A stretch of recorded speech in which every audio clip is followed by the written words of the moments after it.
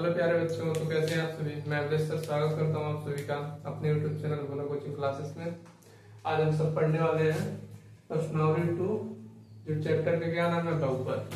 बहुपद में कैसे किस तरह के क्वेश्चन आते हैं और कैसे सॉल्व करना है और क्या क्या बहुपद में पढ़ना है, यह जानना बहुत जरूरी है। तो बहुपद में क्या पढ़ना है पहले उसके विषय में बात करेंगे। पूरे सिलेबस को एकदम अच्छे से कवर कराया जाएगा और इस बैच का नाम है कट बैच। अगर आप चैनल को सब्सक्राइब नहीं किए हैं तो जरूर सब्सक्राइब कीजिए। चलिए देखते हैं 2.1 में क्या पढ़ना है। बहुपद, बहुपद के शून्यांकों, बहुपद के शून्यांकों का ज्यामितीय क्या है, बहुपद के शून्यांकों का ज्यामितीय अर्थ 2.1 में ही पढ़ना है। तो 2.2 में क्या पढ़ना है, किसी बहुपद के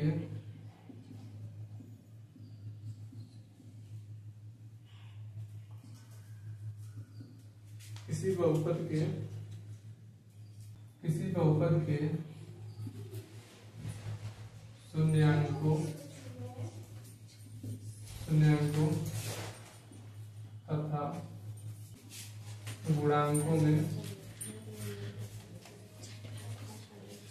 गुणांकों में संबंध।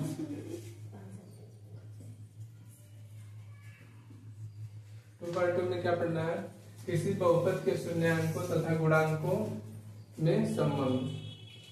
2.3 में क्या पढ़ना है, बहुपदों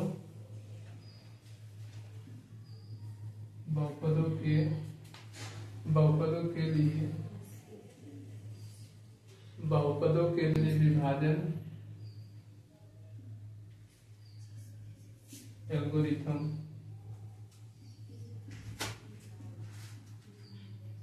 तो 2.3 में क्या है, बहुपदों के लिए विभाजन एल्गोरिथम।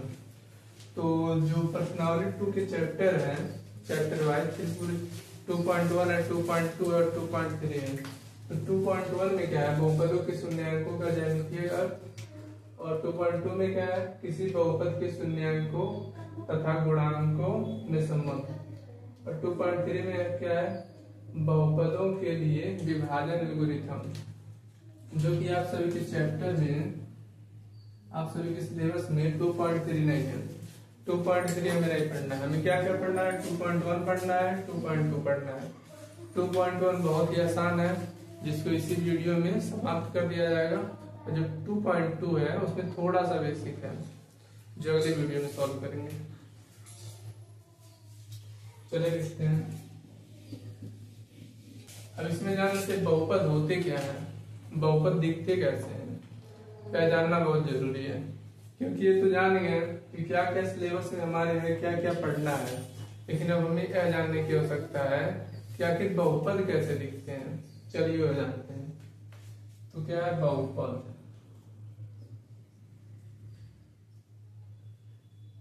ये क्या हो गया, बहुपद। तो बहुपद इस तरह भी होते हैं, 3x प्लस का 2, 3x स्क्वायर प्लस का 5, या तीसरा हो जाएगा 8x square plus 5x minus 3, यह हो सकता है 9x प्लस 1/3, या आप कह सकते हैं 8 प्लस 1/x।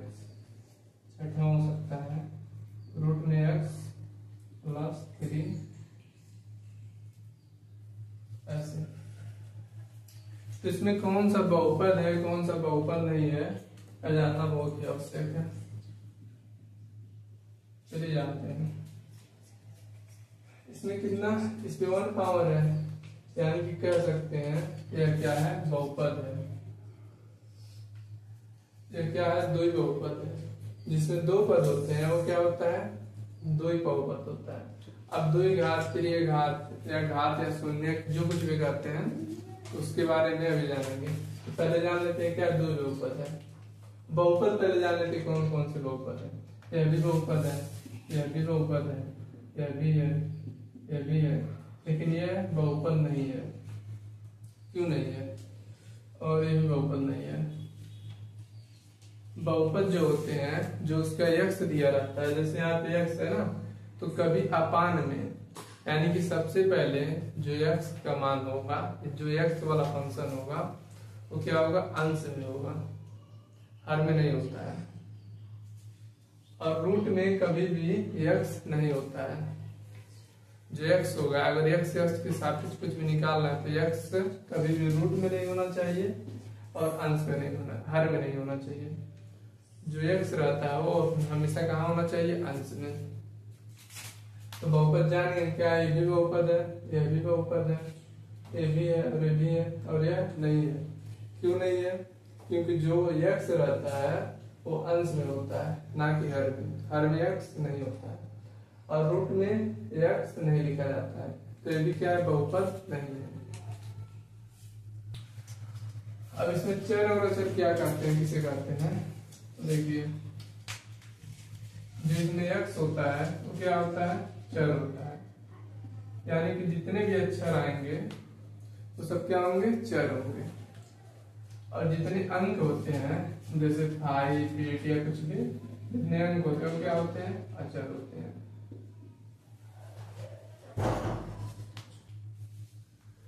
चलिए और जानते हैं।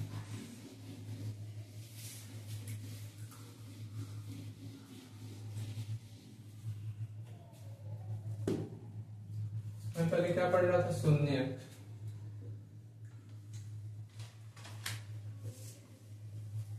अब शून्य की परिभाषा क्या होती है? शून्य की परिभाषा होती है ऐसा यक्स का मान जो जिसके लिए बहुपद का मान क्या हो जाए? शून्य हो जाए। क्या होता है? शून्य क्या होता है? चलिए क्या लिखेंगे? लिखेंगे ऐसा यक्स का मान,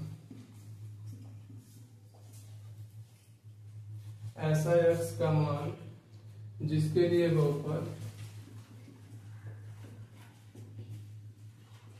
जिसके लिए ऐसा यक्स का मान लेंगे जिसके लिए बहुपद का मान क्या हो जाए? शून्य हो जाए। ऐसा यक्स का मान जिसके लिए बहुपद का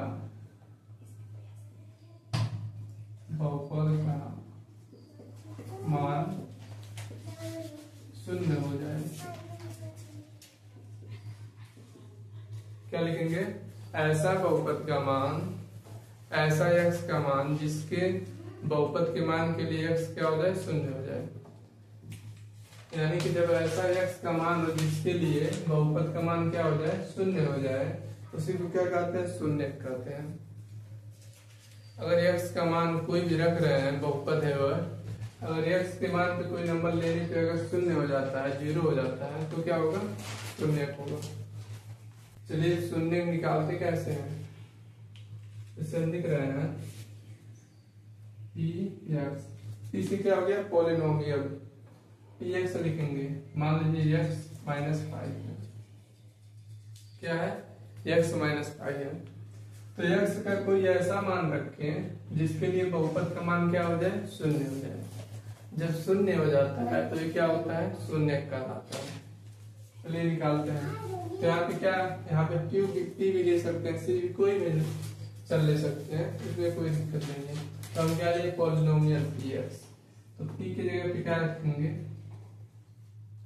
लिखेंगे एक्स का मान, एक्स का मान क्या है? एक्स का मान 5 रखने पर, अगर एक्स का मान 5 रखते हैं तो क्या यहाँ पे लिखेंगे? P5 इक्वल एक्स के स्थान पे क्या लिखेंगे? 5 माइनस 5, यानी कि 5 में से 5 घटाएंगे, 5 लिखेंगे, और 5 में से 5 घटाएंगे तो क्या बचेगा? 0। ये हमारा क्या कहलाएगा? शून्य। तो लिख सकते हैं अतः बहुपद पी एक्स का मान क्या है? शून्य का। लिखेंगे अतः बहुपद का मान शून्यक है। क्या लिखेंगे? अतः बहुपद का मान शून्यक है। शून्यक कब है? x कितना दिया है? x equal x minus 5। अब इसमें ये भी जान लेंगे कैसे यहाँ पे 5 क्यों लिए हैं। 5 क्यों लिए हैं? अगर मान लीजिए हम यहाँ पे क्या करें, x माइनस 5 को किसके इक्वल बराबर रखें? 0 के। तो x इक्वल क्या हो जाएगा? 5। तो x का मान अगर 5 हो जाता है, यहाँ पे अगर 5 रखेंगे तो उसका मान क्या हो जाएगा? 0 हो जाएगा। तो ऐसे करके निकाल सकते हैं। ऐसा नहीं है कि उसका एक ही शून्य निकले, एक से ज्यादा भी शून्य निकलते हैं, कम निकलते हैं, इसके विषय में बात करेंगे। चलिए यहाँ पे एक और लिखते हैं, q इक्वल क्या लिखेंगे? qx इक्वल यहाँ पे लिखेंगे 4 माइनस एक्स स्क्वायर। क्या लिखेंगे? 4 माइनस एक्स स्क्वायर। यहाँ पे अब क्या आ गया? X square. एक्स स्क्वायर का कितना मान रखें कि इसका शून्य क्या हो जाए? 0 हो जाए। चलिए रखते हैं। पहले लिखेंगे x का मान क्या रखेंगे? 2 रखने पर क्या रखेंगे? x का मान 2 रखने पर। जब x का मान 2 रखेंगे तो क्या लिखेंगे? qx।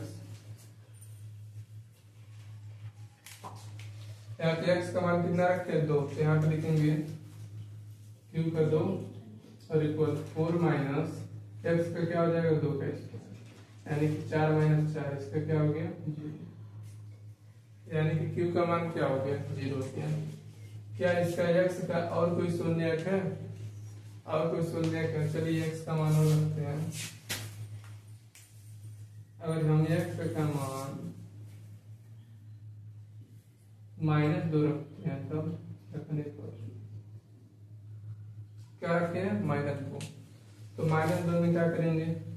लिखेंगे q -2 इक्वल 4 माइनस, यहाँ पे एक्स स्क्वायर के स्थान पे क्या रख देंगे? -2। लिखेंगे -2। और -2 का अगर कोई भी माइनस में है, अगर उसका स्क्वायर करते हो क्या हो जाता है? प्लस में हो जाता है। यानी कि 2 का स्क्वायर करेंगे क्या मिलेगा? प्लस का 4। तो क्या हो गया? 0।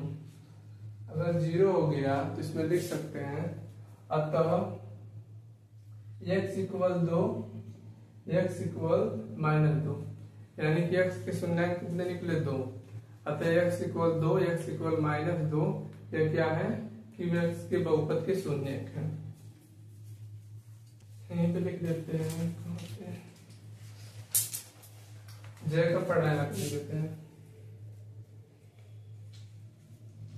यहाँ पे भी लिख देंगे अतः x इक्वल क्या लिखेंगे? x इक्वल 2 और x इक्वल -2, ये दोनों क्या है? qx बहुपद के क्या है? शून्यक है। चलिए लिखते नहीं है, तो यहाँ पे लिख देते हैं अतः x इक्वल कितना था? 2 है, और क्या है? x equal -2। क्या दोनों क्या है? बहुपद qx के शून्यक है। यह दोनों बहुपद qx के शून्यक है। किसके शून्यक है? qx के।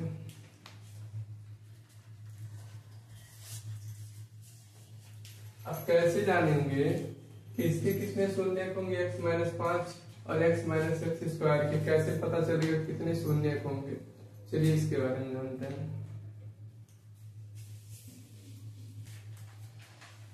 लिखेंगे पहला 3x प्लस का 8, दूसरा क्या लिख देंगे? 9x स्क्वायर प्लस का 2x माइनस 3। और क्या लिख सकते हैं? ऐसा नहीं कि यहाँ पे x लिखेंगे, y भी ले सकते हैं। तो लिखेंगे एक और 2 माइनस y क्यूब। इधर लिखेंगे 2 माइनस वाई क्यूब, चौथा क्या ले लेंगे 5। अब इसमें जानेंगे पहले बस इसमें घातों की संख्या कितनी है। जब घातों की संख्या अगर पता चल जाता है कितनी है तो उसके शून्य भी पता चल जाएंगे कितने शून्य के। अधिकतम घातों की संख्या वाली जो संख्या होगी उतने ही शून्य होंगे। जैसे x पे कितने घात है, 1 है, तो इसको लिख देंगे 1। इस पे कितना घात है, 1 घात, तो लिखेंगे 1 घात का बहुपद।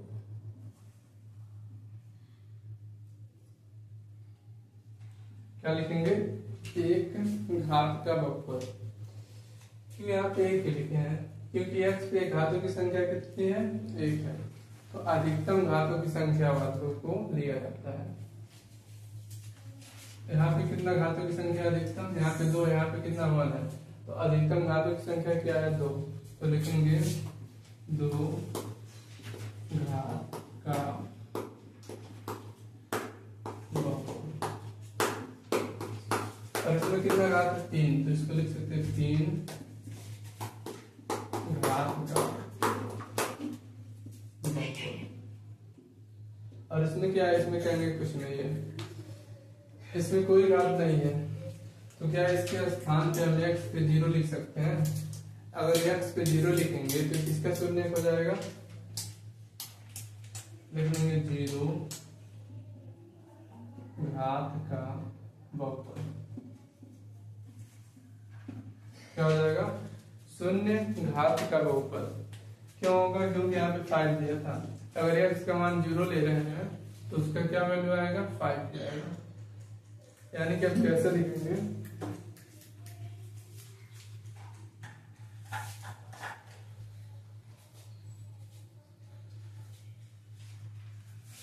लिख सकते हैं चर की अधिकतम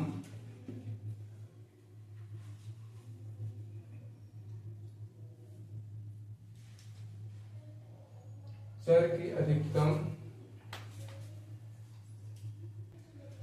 अधिकतम घात की बहुपद की घात कहलाती है।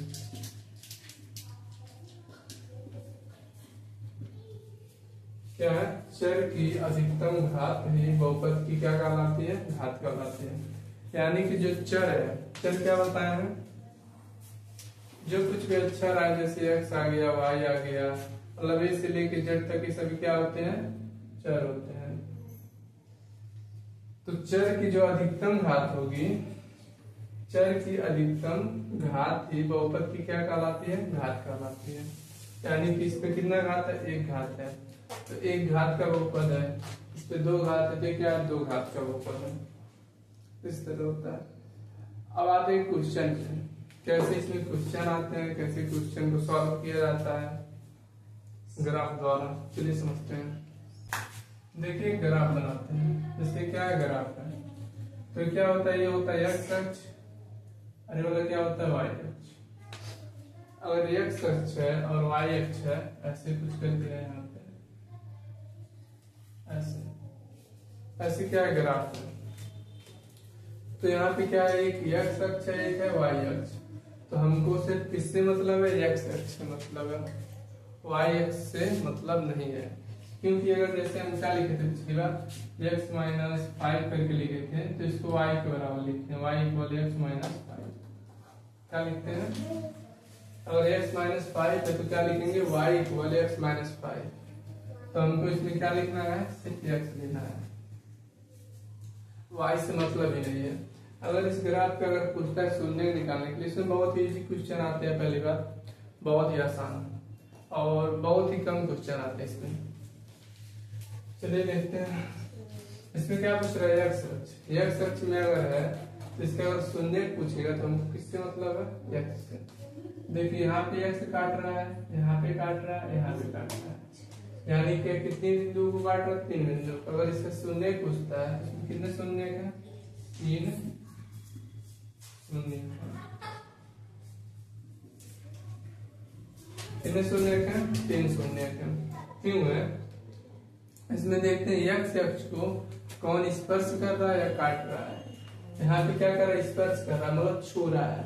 अगर छुएगा तब पर भी काट रहा है, अगर काटेगा जैसे यहाँ पे क्या हो गया, काट दिया, तब पर भी होगा।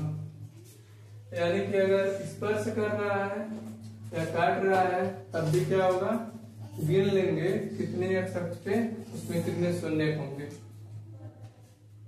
चलिए और देखते हैं। जैसे मान लीजिए यहाँ पे लिख रहा है ऐसे है, ऐसे करके है, तो हमको क्या मतलब यहाँ पे क्या एक्स अक्ष है, यहाँ पे क्या है वाई अक्ष। हमको किससे मतलब है, एक्स अक्ष से। तो एक्स पे देखेंगे कौन कौन सा बिंदु काट रहा है। तो एक यहाँ पे काट रहा है, एक यहाँ पे काट रहा है, तो इसमें कितने शून्य होंगे, तो 2 शून्य होंगे, 2 शून्य है। बस इससे एक करना है। चलिए एग्जाम्पल को देखते हैं, कैसे एग्जाम्पल है यहाँ पे, कौन कौन से हैं। चलिए देखते हैं एग्जाम्पल को। इसमें कैसे एग्जाम्पल है, इससे पहला एग्जाम्पल दिया है हमारे पास ऐसे करके। यहाँ पे क्या है, एक्स अक्ष है और ये क्या है, वाई अक्ष है। यहाँ पे अगर कुछ काट रहा है, जैसे यहाँ पे एक लाइन खींचा गया है ऐसे करके, ये क्या है, लाइन खींचा गया है। तो इसमें देखेंगे इस पर से कौन काट रहा है, एक्स अक्ष से मतलब है। इसमें अगर शून्यांक पूछता है तो एक्स अक्ष ही तो है। तो अगर ये वाला एक्स अक्ष है तो इससे काट रहा है, जो यहाँ पे ग्राफ बनाया गया वो क्या हो रहा है, एक्स अक्ष को काट रहा है। तो अगर इसमें शून्य पूछेगा तो क्या हो जाएगा, 1 शून्य है। कितने शून्य है, 1 शून्य है। अब इसी प्रकार दूसरा एग्जांपल देख लेते हैं, ऐसे करके है और इसमें कुछ इस प्रकार से बनाया गया है। ये क्या है, एक्स अक्ष है और ये क्या है, वाई अक्ष है। और इसमें पूछ रहा है कि कितने शून्य हैं, तो किससे मतलब है, एक्स अक्ष। तो एक्स अक्ष यहाँ पे है और यहाँ पे है। तो इसमें शून्यों की संख्या अगर पूछती है तो कितने हो जाएंगे, 2 शून्य है। कितने शून्य है, 2 शून्य है।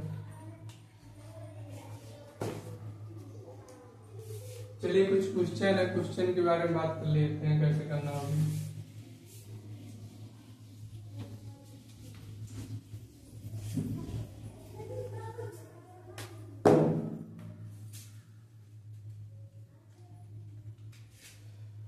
जैसे पहला हमारे पास क्वेश्चन दिया गया है कि ऐसे करके कोई है, ऐसे ग्राफ बना हुआ है।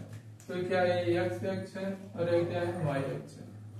और इसमें शून्य की संख्या पूछता है तो हमको किससे मतलब है, एक्स, यानी कि एक्स इससे मतलब है। तो इसमें अगर कितने शून्य है तो लिख सकते हैं 1 शून्य है। कितने शून्य है, 1 शून्य है। और दूसरा क्वेश्चन दिया हुआ है, यहाँ पे मान लीजिए ग्राफ बना हुआ है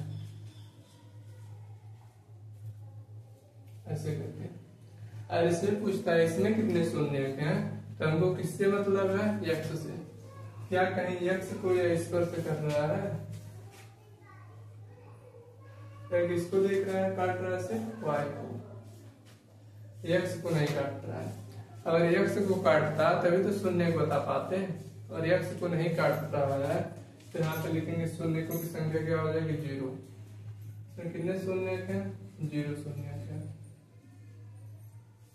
अगर एक्स अक्ष को काटता तो शून्य की संख्या को गिनते। अगर एक्स अक्ष को नहीं काटा, सिर्फ वाई अक्ष को काट रहा है, तो शून्याङ्कों की संख्या कितनी हो जाएगी, 0 हो जाएगी। चलिए और देखते हैं तीसरा क्वेश्चन कैसे है।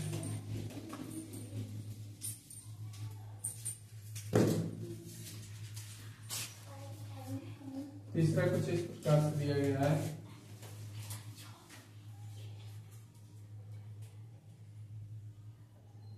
इस तरह दिया गया है। यह क्या है, एक्स अक्ष है और यह क्या है, वाई अक्ष है। और इसमें शून्याङ्कों की संख्या पूछ रहा है, तो हमको किससे मतलब है, सिर्फ एक्स से। तो एक्स लाइन है जो खींचा गया है, इस पे कितने बिंदु दिख रहे हैं, चलिए देखते हैं। पहला यहाँ पे क्या हो गया, एक ही बिंदु दिख रहा है। अगर इसमें शून्य पूछेगा तो लिख सकते हैं एक शून्यक है। कितने शून्यक है, एक शून्यक है। अब दूसरा चौथा किस तरह है, चौथा कुछ इस प्रकार है।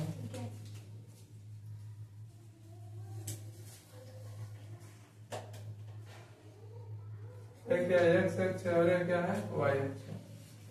और इसमें शून्य को भी संख्या पूछ रहा है तो क्या देखना है, एक्स अक्ष को कौन सी रेखा छू रही है या स्पर्श कर रही है। तो यहाँ पे क्या कर रही है, यहाँ पे छू रहा है, स्पर्श कर रहा है, काट नहीं रहा है, यानी कि अगर छू रहा है तो क्या हो जाएगा, संख्या को गिन लेंगे, एक और दो, कितने शून्य होंगे, दो शून्य। तो जो 2.1 प्रश्नावली है वो हमारा समाप्त हो गया। अब हमें क्या पढ़ना है, 2.2, 2.3 नहीं पढ़ना है, जो यूपी बोर्ड के सिलेबस में नहीं है, ना यूपी बोर्ड की है ना एमपी के है, सिर्फ कहाँ है, बिहार वाले, बिहार बोर्ड में है, जो कि उसको सबसे अंतिम में कर लिया जाएगा। इसमें क्या क्या बच रहा है, और जितने क्वेश्चन है सब क्वेश्चन को ऐसे करना है। इसमें क्या देखना है, एक्स अक्ष को कौन सा स्पर्श कर रहा है या काट रहा है, जो काट रहा है वही क्या होगा, उसको गिन लेंगे, उतने शून्य होंगे। तो ये हमारा 2.1 का पहला क्लास है, इसे जरूर देखें और वीडियो कैसा लगा कमेंट में जरूर बताएं। Thank you.